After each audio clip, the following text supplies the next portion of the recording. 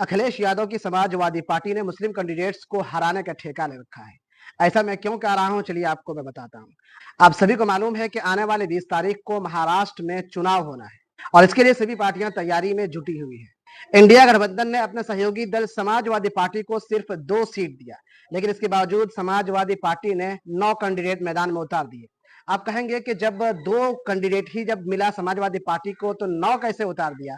तो मैं आपको बता दूं कि 7 ऐसी सीट जहां पर या तो कांग्रेस है या शरद पवार की पार्टी है या फिर उद्धव ठाकुर की शिवसेना है। इन जगहों पर समाजवादी पार्टी ने एक बागी चेहरा को खड़ा करने का काम किया है और इन बागी चेहरों से सबसे ज्यादा नुकसान ऑल इंडिया मजलिस इत्तेहादुल मुस्लिमीन यानी कि असदुद्दीन अवैसी की पार्टी को होने वाला है। और इसकी वजह यह है कि महाराष्ट्र में असदुद्दीन अवैसी की पार्टी MIM सिर्फ 14 सीटों पर इलेक्शन लड़ रही है। समाजवादी पार्टी ने जो 7 कैंडिडेट्स ज्यादा उतारे हैं वो वहीं पे उतारे हैं जहां से MIM के कैंडिडेट मैदान से है। आपको एक मिसाल देता हूं, 2019 से पहले इम्तियाज जलील विधायक हुआ करते थे और इम्तियाज जलील औरंगाबाद ईस्ट से विधायक थे। 2019 में इम्तियाज जलील संसदीय चुनाव लड़े और औरंगाबाद से वो जीत गए, जिसके बाद औरंगाबाद ईस्ट विधानसभा खाली हो गया। अब औरंगाबाद ईस्ट में बाय इलेक्शन हुआ और इस बाय इलेक्शन में MIM ने टिकट दिया अब्दुल गफ्फार कादरी को। चुनाव हुआ और अब्दुल गफ्फार कादरी वहां से हार गए। अब 2024 की लोकसभा चुनाव में इम्तियाज जलील फिर से हार गए।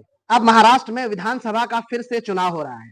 तो MIM ने सीट शेयरिंग में ये किया कि औरंगाबाद ईस्ट से इम्तियाज जलील को कैंडिडेट बना दिया, जो कि पहले वहीं से इम्तियाज जलील विधायक थे।